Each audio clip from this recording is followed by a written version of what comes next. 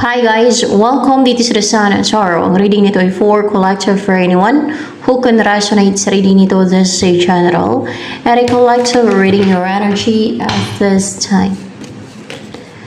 And we'll leave you alone, and we'll be the strongest that I ever knew. And we'll leave you alone, and we'll be the strongest that I ever knew.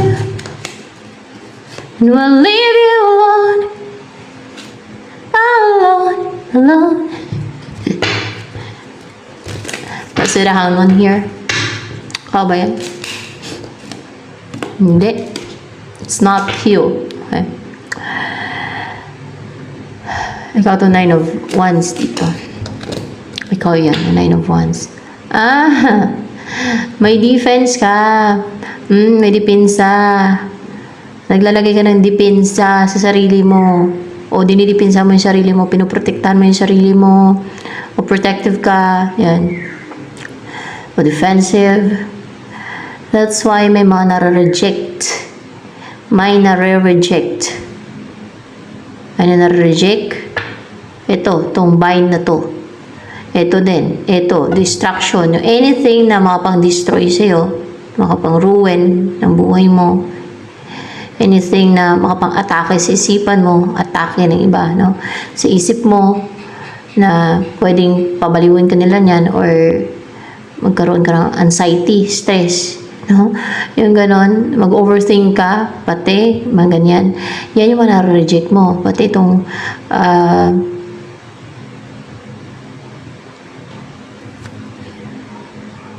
yung binabind, yan. Yan ang mga na-reject mo, hindi ka na nababind. Yan. Gusto ka nila i-bind yung mas stagnant ka ba? Gusto ka nila mas stagnant.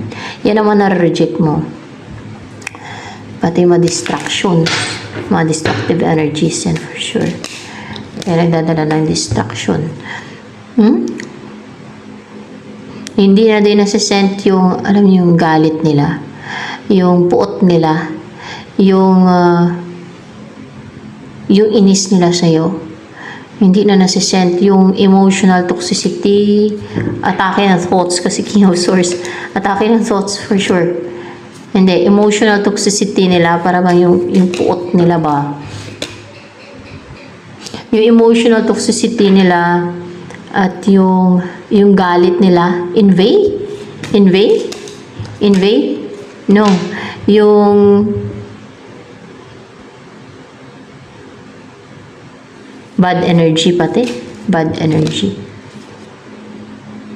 Negativity. Mga ganon. Bad energy or negativity. Huwag ko na i-clarify. Ito na lang. Mahirap. Tagal lang. Yung inis nila sa'yo. Yung nagbibigay ng baggage ba? Negativity. Yung galit nila sa'yo. Yung evil eye. Their evil eye. Their evil eye. Bakit nainis? Kasi nainggit. Yan yung mga yan. Kaya sila naiinis sa'yo kasi naiinggit sila. Pero rason nila, mayabang. Ganun ang rason ng mga yan. Mayabang. Sabihin nila mayabang. Dahil nakikita nilang mayroon ka. Ang iisipin nila at ikwento nila si iba, mayabang pa daw. Ganon yun eh. Ganon yung mga yan. Kahit mabait ka pa dyan, kahit bigyan mo pa yan sila ng pagkain, ay ganyan talaga yan. Sabi na mayabang. Kasi meron ka, wala sila. Yung pinapairal nila, inggit. 5 of Cups in reverse and the 5 of Wands.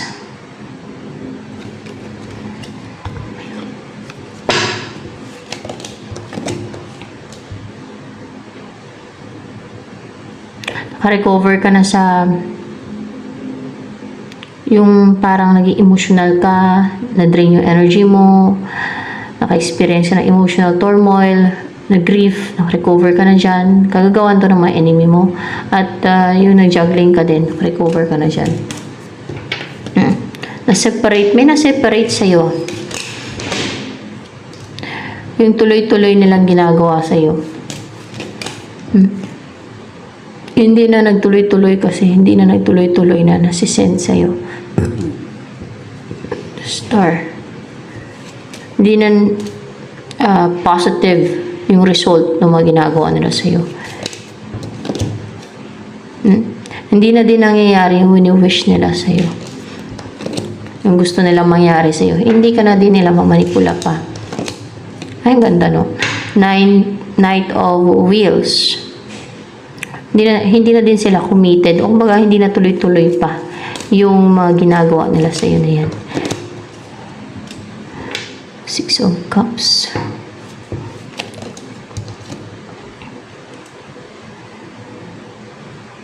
Magiging komportable ka na at home, matiwasay na yung buhay mo, at peace, yung tahimik na yung buhay mo. You will see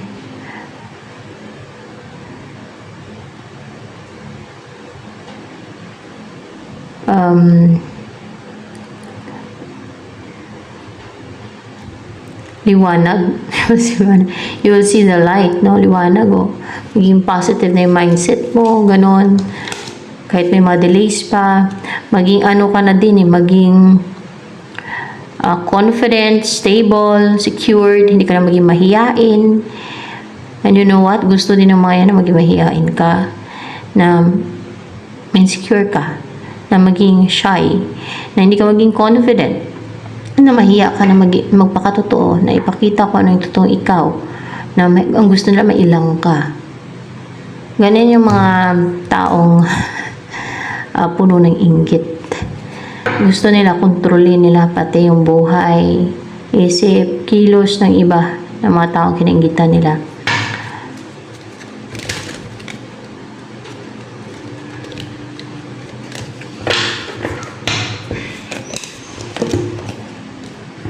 The Emperor.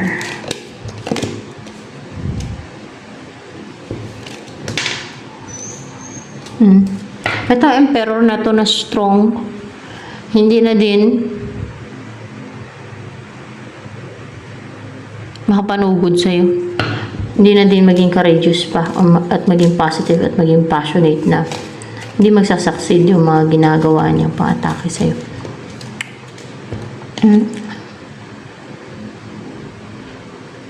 Mabigo lang siya, guys. Mabigo lang siya.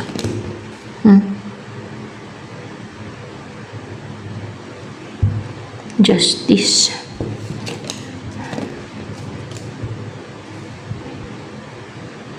Mabigo siya sa mga injustice na mga ginagawa at mga sinesend niya sa'yo. Mga unfair. Masyado ano ito? Strong yung personality. Malakas siya pero hindi siya magtatagumpay. Mabibigo lang siya. Ma-receive mo ang blessing. Makaka-recover ka na din sa sadness at yung parang nanamlay ka. Kasi magkakaroon na ng stability sa buhay mo. Karoon ka na ng partner.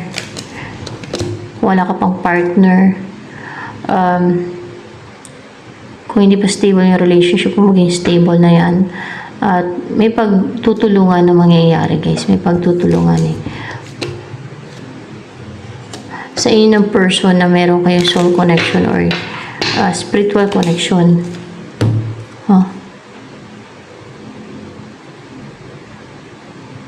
May mga humaharang yung spiritual connection yung sa person na yan. Sa inyo ng person na may spiritual connection kayo. May mga humaharang. May mga superior na gustong mangharang, gumawa ng scheme and deceit, pero hindi na sila makagawa ng scheme and deceit. Gusto nilang hadlangan, gusto nilang harangan.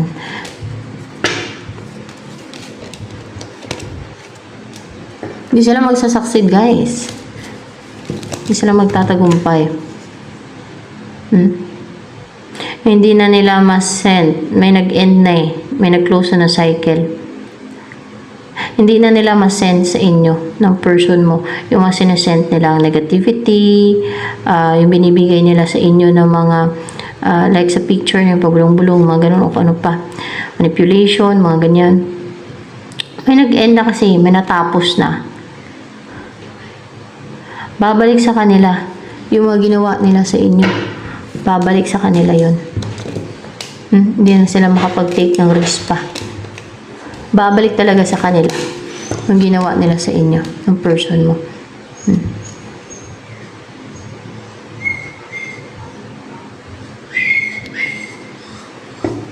May reunion na mangyayari.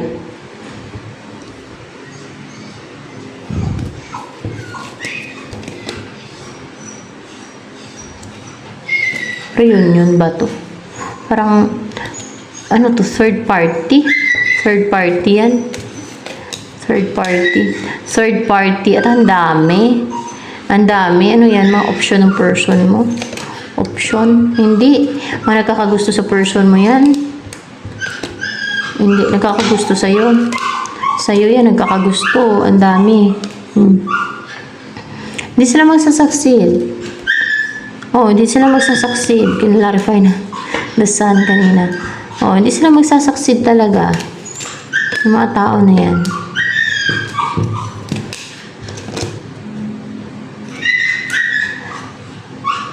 Hindi na sila makapanugod, hindi na sila makapang-atake pa, hindi na sila makapanakit pa, hindi na sila hindi na kayo tatamaan, hindi na kayo mapasok ng mga sinasend nila, yung mga atake nila.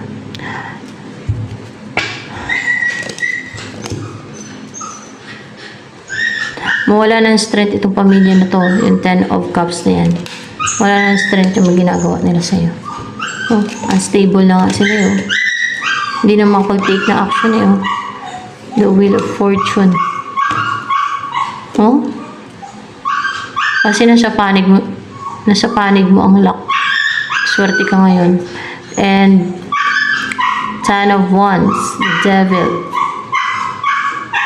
Puno na sila ng baggage, problema. Ano yun? Pinipiste sila ng devil? Pinipiste sila ng devil. Pinipiste sila ng devil. See? Bumalik sa kanila kasi. Bumalik sa kanila. So, nag-utos sila, nagsumo sila ng devil. Bumalik sa kanila kasi nasa panic mo na yung luck. Sila lang pinipiste ng devil, hindi na ikaw. Kasi, bumalik sa kanila yung sinend nila sa yung devil, sa kanila ng harm. Page of Cups, sa kanila na namimiste. Page of Cups. Bumalik lang yun sa kanila. Hindi na din sila makagawa ng mga pa-hide, mga gano'n, mga scheme, deceit. Hindi na nila maharangan pa. Yung connection nyo ng person mo, hindi na nila malagyan ng mga yung illusion sa isipan ng person mo at sa isipan mo. Yan. Makapag-reach out na sa'yo yung person mo yan. Pagkaganyan. Ayan o. Makapag-reach out na talaga sa person mo. Ayan o. Nag-heal na din eh.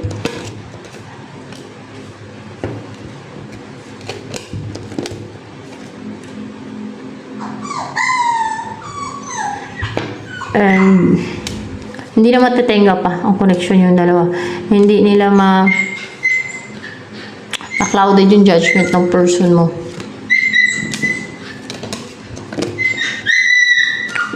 Hindi mo na maramdaman pa yung na-left out in the cold ka or in-abandon, no? Talagang ma-track mo na yung all good things in life at maging stable ka na. Yan. And matahimik na yung isipan, makatulog ka na ng mahimbing, makatulog ka na ng maayos. And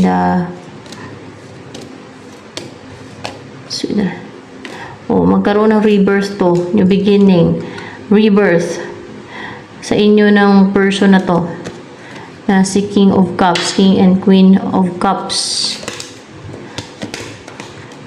There is a union na mangyayari. There is a union na mangyayari. A new beginning. O umpisa kayo magsama. Ayan. Umpisa talaga kayo magsama, guys. So, naubos na yung baraha. So, ayan. Ito na lamang for collective reading.